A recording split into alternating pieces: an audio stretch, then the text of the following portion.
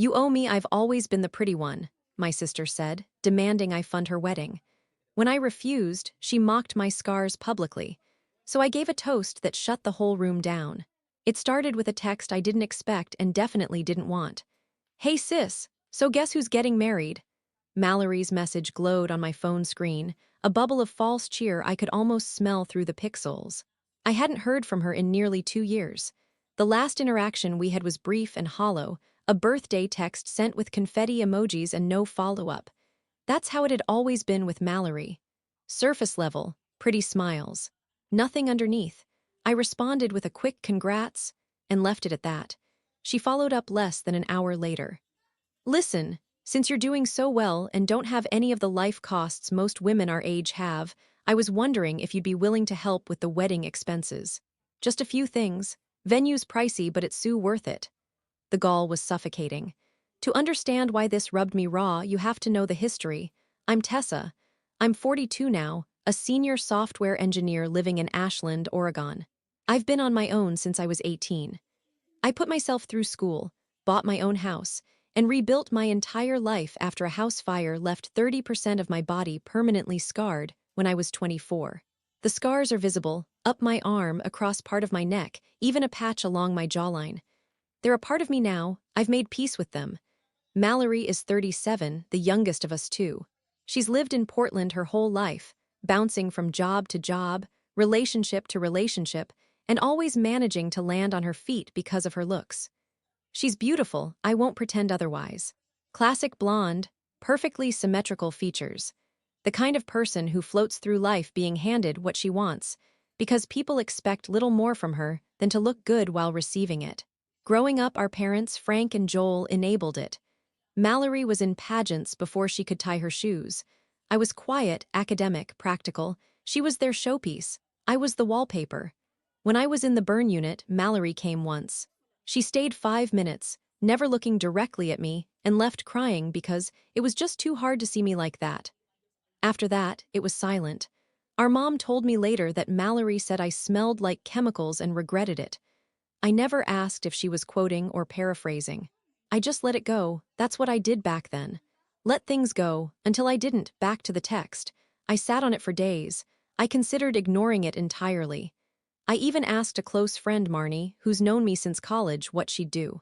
"She's gaslighting you with glitter," Marnie said bluntly over FaceTime. "Don't fund a single champagne flute." I eventually sent a reply that simply read, "Sorry, I won't be contributing to your wedding. I hope it's everything you want, but I can't be part of it in that way." Less than 20 minutes later, Mallory called me. "You're joking," she said, sounding both offended and amused. "No," I said, "I'm not." "Oh, come on. You don't even have kids, Tessa. You have money. You've been single for what, a decade? You've had all this time and freedom to do whatever you want. You could easily help. I've always been the pretty one. You owe me for that, at least." "I don't owe you anything," I said. "Wow, unbelievable, still playing the martyr with your scars. Some people move on, you know, not everything is about your trauma." She hung up. A week later, I got a formal invitation in the mail. No note, no apology. Just the embossed cardstock, a fancy venue near McMinnville, and a space for a +1, which had clearly been scribbled out in black ink. That was Mallory in a nutshell, elegance with a side of cruelty. Despite everything, I RSVP'd yes. Part of me wanted closure. A larger part of me wanted to face the ghost of who I used to be, the girl who took abuse with a tight smile and no pushback. The vineyard was beautiful. White chairs in perfect rows, strings of fairy lights, tables decked in rose gold and eucalyptus leaves. Mallory looked stunning. She always does. She wore a fitted satin gown and smiled like a woman who was about to walk into her carefully curated future. No one greeted me warmly. My mother gave me the tight-lipped nod she reserved for funerals. My father offered a pat on the back like I was his golf buddy. Mallory barely acknowledged me at all during the ceremony. I sat at a table with two of Mallory's high school friends, both of whom remembered me vaguely as the smart sister who disappeared after the fire. I smiled. I sipped my wine. I waited. Dinner passed in a blur. I picked at salmon, dodged questions, and watched Mallory work the room like a diplomat with a tiara. Then the speeches began. Mallory's best friend gave a predictably flattering toast. full of inside jokes and polished sentimentality. Vince's brother told a few jokes that landed badly, including one about how Mallory was worth going into debt for. And then Mallory stood. She smiled sweetly, glass in hand, and looked around the room like a politician at a rally. "I just want to thank everyone who made today happen," she said. "Especially those who have always supported me. Some people hide from the family when times get hard. Some people use trauma as a shield to avoid accountability. But not me. I've always been the strong one, the beautiful one, the one who stayed." A few people chuckled politely. She looked directly at me. "I forgive those who couldn't be there for me. Even if they used their physical scars as an excuse to never show up. I forgive them for being bitter, for being cold. That's what family does, right? We forgive." Silence. She raised her glass. "To forgive." I felt the air shift. Eyes darted toward me. I stood up and walked calmly to the microphone. "Tessa," Mallory hissed quietly, "don't make this about you." But I was already holding the mic. I took a breath, then another. "To my sister Mallory," I began, keeping my voice level. "She's right about something. She's always been the pretty one, and I've always been the one with the scars." A few people glanced awkwardly toward their plates. "But you know what scars are? Proof that you've survived something, that you've been through the fire and didn't burn away. When I was 24, I was trapped in a house fire. I lost a lot, skin, time, dignity, but I gained something too. I gained clarity. I learned who my people were. Mallory wasn't one of them." Mallory's smile froze. "I remember lying in the hospital bed, my body wrapped in gauze, and asking if my sister had called.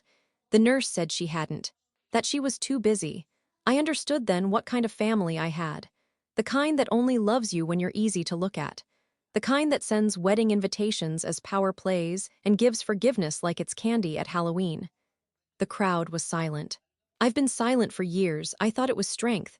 But now I realize silence is just another scar, and I'm done collecting them. I gently set the mic back on the stand, and I walked out. I didn't run. I didn't cry. I just walked, heels crunching the gravel of that picture-perfect vineyard, air heavy with silence behind me. No one followed. No one called out. For once, the absence of noise felt like power instead of punishment. I sat in my rental car for a while, hands resting on the steering wheel, engine off. I wasn't shaking. My body felt strangely calm, like something old and tight had finally uncoiled inside me. I looked at myself in the rearview mirror, saw the faint shimmer of my scar that caught the vineyard lights, and for the first time in years, I didn't look away. It was a 2-hour drive back to Ashland. I took the long way, through winding back roads that traced the foothills of the Cascades. I rolled down the window and let the wind cut through the silence. I didn't think about what I'd done. I didn't think about what would happen next. I just breathed. But as soon as I crossed back into town and parked in front of my little blue house tucked under a cluster of ponderosa pines, the aftermath started to creep in. The weight of what I'd said. The potential fallout. The family group texts I knew were already alight with passive aggression and sideways blame. Sure enough, I had 2 missed calls and 1 voice message. The voicemail was from my mother. "Tessa," she said in that clipped tone she reserved for bank tellers and broken glass, "you embarrassed your sister. That was a completely inappropriate way to handle things. I don't know what's gotten into you, but you need to apologize. Immediately, for her sake and for the family's." No mention of what Mallory had said. No acknowledgement of the cruelty I'd endured, not just that night, but for most of my life. I didn't reply. The next message came as a text from my father. "Your mother is upset. I don't agree with how Mallory handled it either, but maybe we can all sit down and talk this through. I know things have been strained, but you're still her sister. Let's not burn any more bridges than we already have." The irony of that phrasing, "burn any more bridges," almost made me laugh. I didn't respond to him either. Over the next few days, the messages kept coming. First the family, then mutual relatives, then a couple of Mallory's friends I hadn't spoken to in years, each with their own version of "you ruined her wedding," or "you made everyone uncomfortable." As if I hadn't been uncomfortable every day of my life in that family. Then came the silence, which in its own way was louder. No birthday texts, no holiday invitations, no follow-ups, not even from Mallory. I thought that part would sting more than it did. But it didn't. It felt like clarity. Like the moment when you finally realize that a wound you've been picking at for decades isn't going to heal, until you stop standing under the same poisoned rain. About 2 weeks after the wedding, I got a letter in the mail. Real mail, not email or a text. I almost didn't open it when I saw my father's handwriting on the envelope. Inside was a short letter on plain-lined paper. Tessa, I want to say I'm sorry. I let your mother and Mallory define what was acceptable in this family, and I stood by for too long while they hurt you. I didn't say anything because it was easier not to. But I saw your face that night, and I saw what it cost you to speak. You didn't ruin anything, you told the truth, and I'm sorry I wasn't the kind of father who made space for that sooner. If you ever want to talk, just you and me, I'm here. Love, Dad. I folded the letter gently and set it on my kitchen table. That was the first time in years I let myself cry, not from sadness, but from the sheer release of finally being seen. I didn't call him right away. I wasn't ready, but something shifted. I started going for longer walks. I joined a new book club at the library. I wore tank tops again, not because I was trying to prove something, but because it was hot and I didn't care who saw. Then one afternoon, while I was at the park reading, my phone buzzed. Mallory. I stared at the screen. It wasn't a call, just a text.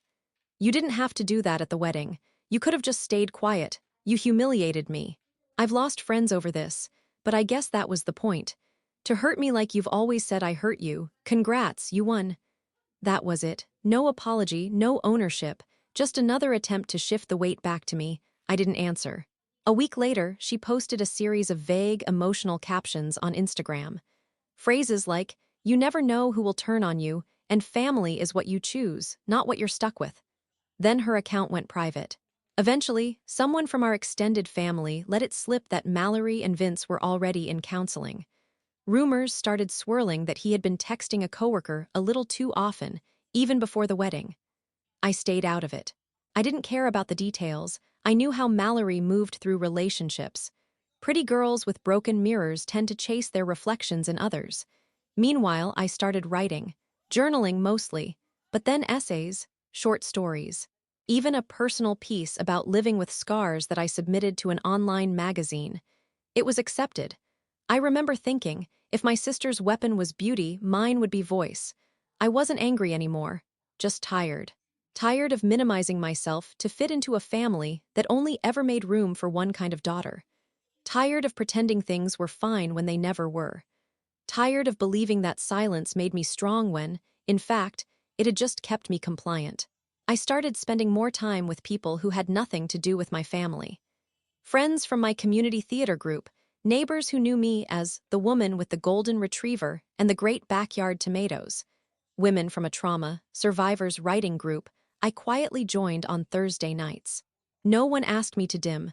No one treated me like a ghost in my own story. And slowly, that sense of balance I'd craved started to return. Not all at once, not in any cinematic way, but in the quiet, steady rhythm of life I finally lived on my own terms. Still, the story isn't over. One quiet Saturday morning in early spring, I was sipping coffee on my back deck, Maple napping at my feet, when my phone buzzed again. It had been over 3 months since the wedding. I assumed it would be another generic message from someone wanting to talk, but this one was from an unfamiliar number. Hi Tessa, my name is Lena. I used to work with Mallory at Ridgewell Spa. I'm sorry to message you out of the blue, but something happened recently that made me think you should know. I almost ignored it, but curiosity won. Hi Lena, I'm listening. Her reply came quickly. I left Ridgewell after an ugly falling out with Mallory.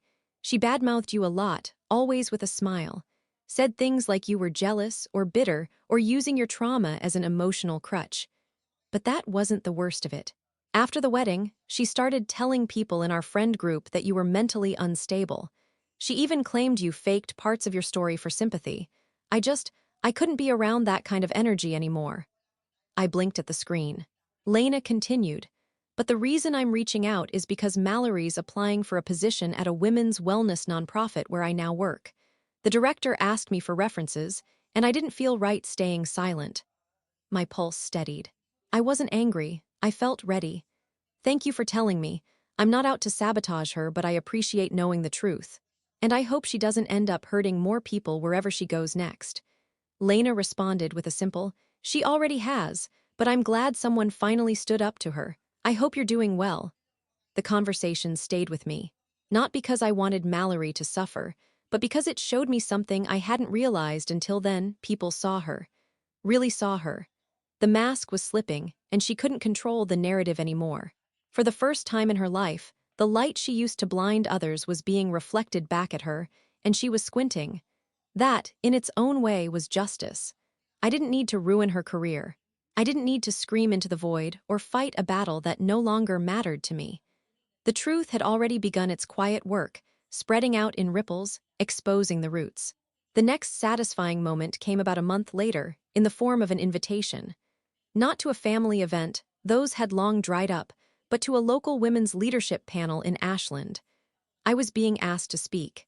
The panel was centered on resilience, survivors of trauma who had rebuilt their lives in meaningful ways.